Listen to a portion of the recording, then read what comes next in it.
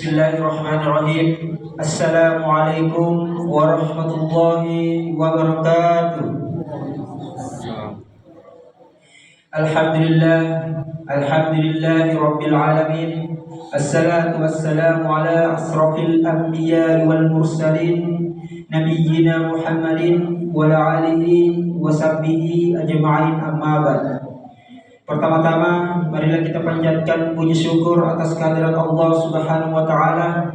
Atas berkat, rahmat dan nikmatnya lah kita sempat hadir di tempat yang penuh berkah ini guna melaksanakan sholat isya secara berjamaah.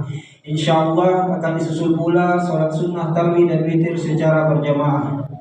Salam dan salawat kita kirimkan kepada panutan kita, suri tauladan kita, junjungan kita Nabiullah Muhammad sallallahu alaihi wasallam, kepada keluarga beliau, sahabat-sahabat beliau, beserta orang-orang yang mengikutinya hingga akhir zaman, yang senantiasa istiqomah berada di jalannya.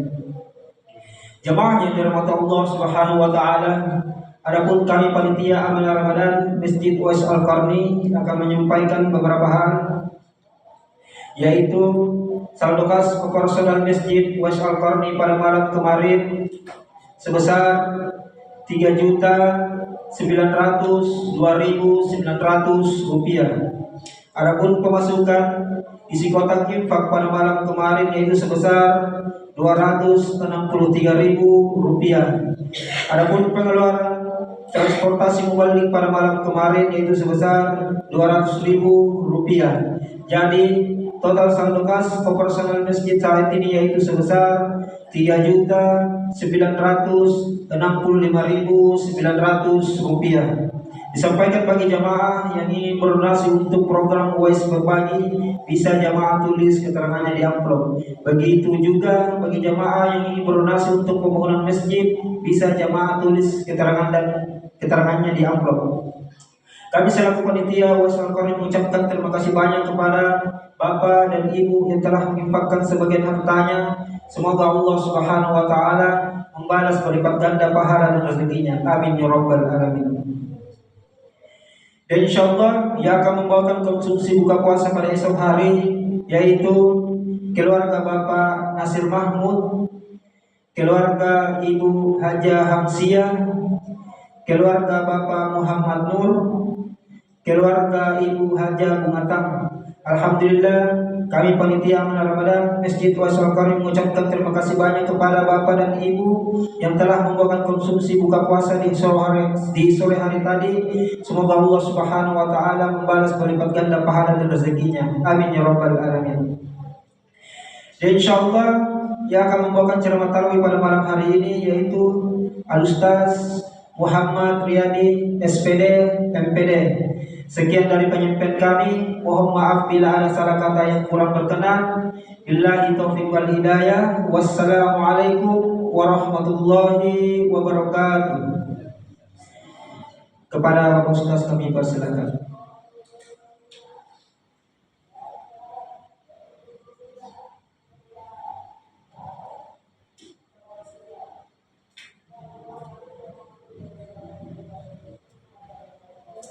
Assalamualaikum warahmatullahi wabarakatuh. Waalaikumsalam. Innal hamdalillah nahmaduhu wa nasta'inuhu wa nastaghfiruh wa na'udzu billahi min shururi anfusina wa min sayyiati a'malina. May yahdihillahu fala mudilla lahu wa may yudlil fala hadiya lahu. Asyhadu an la ilaha illallah wahdahu la syarika lahu wa asyhadu anna Muhammadan 'abduhu wa rasuluh. Amma ba'd.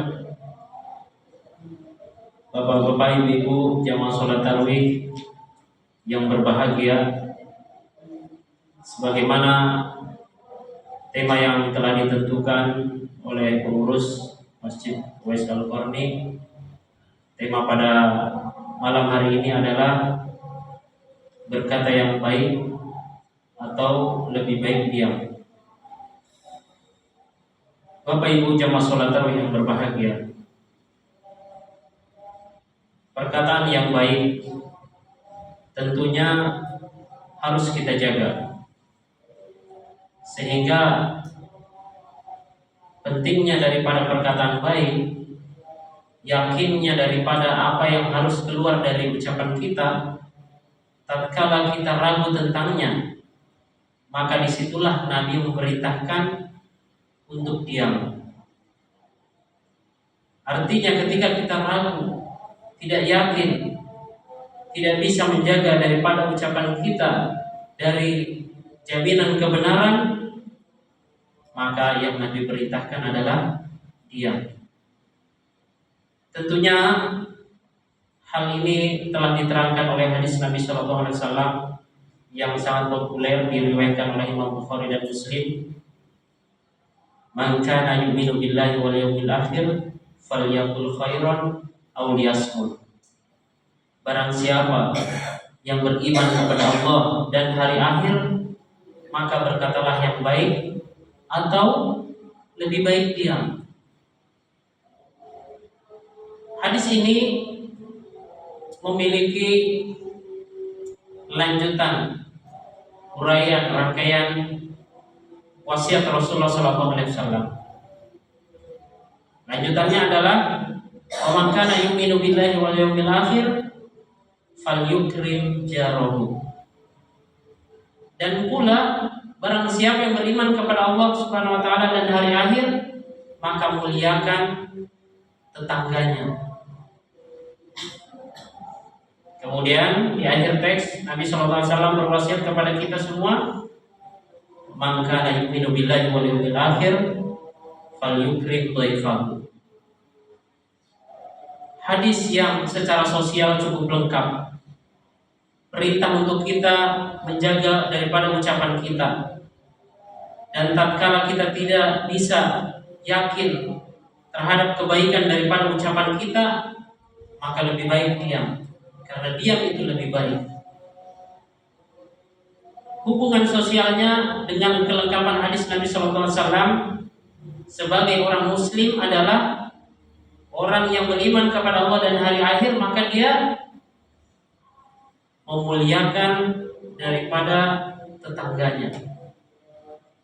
Kemudian memuliakan daripada tamunya.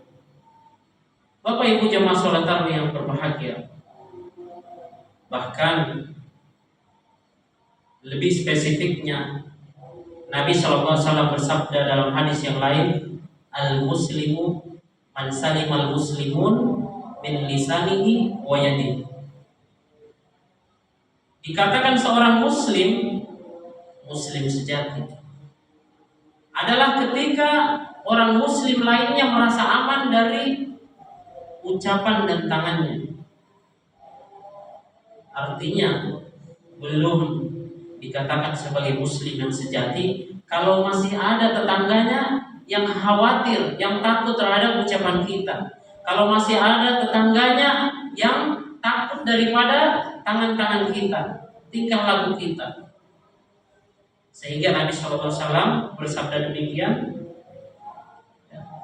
"Min lisanihi wa yadihi." Artinya muslim adalah sumber keamanan. Aman secara fisik dan aman secara psikis atau mental seseorang.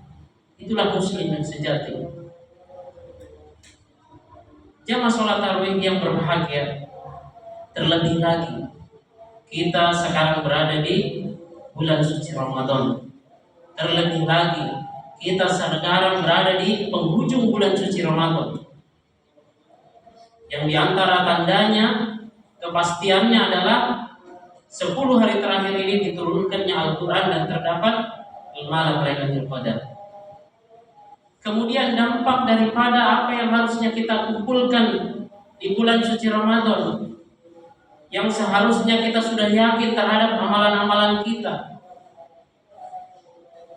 Kita seharusnya sudah bisa mengumpulkan pahala yang bergunung-gunung. Bagaimana tidak? Di awal bulan suci Ramadan, jaminan Nabi sudah ada. Siapa yang mansoma Ramadan imanan wa ihtisaban ghufira lahu ma taqaddama min dhanbi. Siapa yang berpuasa di bulan suci Ramadan mengharap ridho Allah, maka akan diampuni dosanya yang telah lewat. Ditambah lagi man qoma Man qoma Ramadan imanan wa ihtisaban ghufira lahu ma taqaddama min dzambi. Siapa yang mendirikan salat malam, salat tarawih dengan mengharap ridho Allah, maka akan diampuni dosa yang telah lalu. Serta dilengkapi dengan hadis Nabi sallallahu alaihi wasallam, "Man shoma Ramadan summa atba'u syitta min Syawal kasawmi dahr." Siapa yang dia berpuasa bulan suci Ramadan, di bulan suci Ramadan lengkap, kemudian menggenapkan dengan 6 hari puasa Syawal, maka seakan ia berpuasa sepanjang tahun. Jika berbicara tentang amalan di bulan suci Ramadan, tidak dipungkiri setiap amalan kita Allah lipat gandakan, terlebih di bulan suci Ramadan. Di luar bulan suci Ramadan saja, setidaknya Allah akan mengganti setiap kebaikan kita 10 kali lipat. Man jaa bil hasanati falahu asyru amsalihha. Bahkan dalam surah Al-Baqarah ditetapkan setidaknya seperti orang yang menanam buih, yang menumbuhkan tujuh tangkai, tiap tangkainya terdapat 100 buah, sehingga dalam satu kebaikan yang kita tanam terdapat padanya 700 kebaikan yang Allah sediakan untuk Bapak Ibu jemaah sholat tarawih yang berbahagia. Dari berbagai karunia Allah, anugerah Allah yang diberikan kepada kita, kesempatan yang luar biasa, apakah kita yakin kita bisa menggapai pahala tersebut yang bergunung-gunung, kemudian kita bawa, kita nikmati di hari akhirat kelak? Kita belum bisa pastikan, dan kita selalu memohon kepada Allah Subhanahu wa taala. Maka Ibnu Rajab pernah berkata, orang-orang soleh terdahulu para salaf, mereka 6 bulan ketika bulan suci Ramadan, 6 bulan setelahnya dia itu berdoa kepada Allah agar amalan-amalan di bulan suci Ramadan diterima oleh Allah. Kemudian 6 bulan sisanya ia berdoa agar ia dipertemukan kembali dengan bulan suci Ramadan. Itu yang diamalkan. Jadi betul-betul kita mengharap ridho Allah, mohon agar amalan kita diterima. Sedikit diterima itu lebih baik daripada banyak tidak diterima. Dan di salah satu contoh penyebab gugurnya pahala-pahala kita adalah dari judul kita malam hari ini. Berkata yang baik atau lebih baik diam. Mengapa? Dalam hadis yang cukup populer, suatu ketika Nabi SAW bertanya kepada para sahabatnya, "Atadaruna mal muflis?" Wahai para sahabat, tahukah di antara kalian siapa yang paling bangkrut? Orang yang paling bangkrut itu siapa? Sehingga salah seorang di antara sahabat berkata, "Al-muflisu fina man la dirhaman wala mata." Wahai Rasulullah, orang yang paling bangkrut di antara kami adalah yang tidak memiliki harta, dirham, uang maupun mata atau perhiasan. Benar Bapak Ibu sekalian, secara fakta, kasat mata, seseorang yang dikatakan bangkrut adalah ketika tidak memiliki uang maupun harta, perhiasan. Dan itulah yang dikatakan oleh salah seorang sahabat ketika ditanya oleh Rasulullah. Namun Rasulullah SAW menjawab, berkata kepada para sahabat, "Al-muflisu fi ummati ya'ti yaumal qiyamah bi shalah wa siyam wa zakah." Orang yang paling bangkrut di kalangan umatku adalah ketika pada hari kiamat ia datang di hari kiamat membawa pahala sholat, pahala puasa, pahala zakat. Namun apa? Wa ya'ti qad syatama hada wa qadhafa hada wa akhadha mala hada wa daraba hada wa safaka dama hada. Ketika ia dengan hebatnya membawa pahala yang begitu banyak daripada pahala sholat, pahala puasa, pahala zakat, namun pada saat yang bersamaan ia juga membawa daripada dosa dikarenakan ia menzalimi saudaranya. Dosa dikarenakan ia menuduh zina saudaranya tanpa bukti. Dosa dikarenakan ia mengambil harta saudaranya. Dosa dikarenakan ia menumpahkan darah saudaranya. Fayu'ta min amalihi hasanah. Maka apa yang terjadi? Ketika pada hari kiamat ia membawa dosa-dosa tersebut, yang pada akhirnya apa? Ternyata pahala-pahala yang begitu banyak habis, musnah dikarenakan dosa yang kita juga bawa pada saat yang bersamaan. Dikarenakan kita menzalimi orang lain tatkala di dunia. Lanjut kata Nabi apa? Ketika pahala-pahala kita yang banyak tadi itu habis karena kita berikan kepada orang-orang yang kita zalimi, lantas urusannya belum selesai. Maksudnya urusannya belum selesai adalah pahalanya sudah habis, tapi masih ada sisa-sisa orang di dunia yang pernah kita zalimi. Apa yang terjadi? Dosa-dosa orang yang kita zalimi di dunia diberikan kepada kita, sehingga habis pahala kita, bertambah dosa kita. Di ujung hadis, di penghujung hadis Nabi berkata, tiada lain hanya dicampakkan di api neraka. Bapak Ibu jamaah sholat tarawih yang berbahagia, pentingnya kita menjaga daripada pahala kita yang begitu banyak dengan setidaknya menjaga kita, menjaga diri kita, menjaga ucapan kita, menjaga tangan kita. Jangan sampai masih ada hingga saat ini orang yang pernah kita zalimi dan urusan kita belum selesai. Terlebih lagi nanti di akhirat kelak.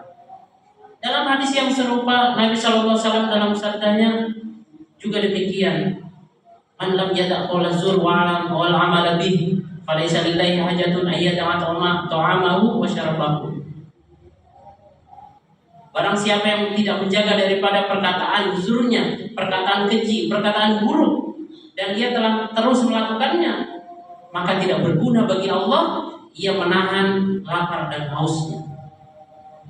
Tidak berguna bagi Allah kita berpuasa ketika kita tidak menjaga daripada perkataan kita. Itulah pentingnya kita menghisap diri hingga hari ini, hingga pada akhirnya marilah kita mencontoh salah seorang sahabat Nabi SAW yang sahabat tersebut biasa-biasa saja amalannya, tidak melebihi daripada sahabat lainnya, tidak terkenal bahkan di zamannya. Namun Rasulullah pernah menjaminnya surga, bahkan menyebut namanya 3 kali. Sehingga para sahabat yang lain pun penasaran, apa yang dilakukan sahabat tersebut? Tidak terkenal, amalannya biasa saja, tapi kenapa Nabi menjaminnya surga hingga 3 kali?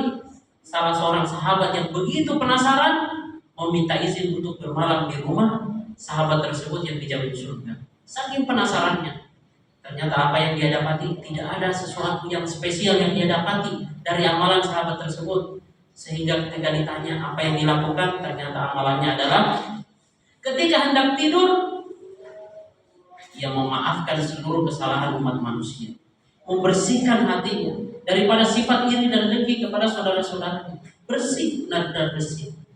Inilah yang dimaksud laman atallaha biqalbin salim. Dia siap menghadap, datang kepada Allah Subhanahu wa taala dengan hati yang bersih dan selamat. Dan semoga kita selepas bulan suci Ramadan ini kita kembali bersih dan benar-benar bersih tanpa menyimpan sifat-sifat yang mungkin kecil tapi dampaknya amatlah besar. Bahkan amalan kita, ucapan kita, dikarenakan tangan-tangan kita yang bisa jadi menghabis daripada pahala-pahala kita di yaumul kiamat nanti. Semoga bermanfaat. Subhanallahumma wa bihamdik, asyhadu an la ilaha illa anta, astaghfiruka wa atubu ilaik. Wassalamualaikum warahmatullahi wabarakatuh.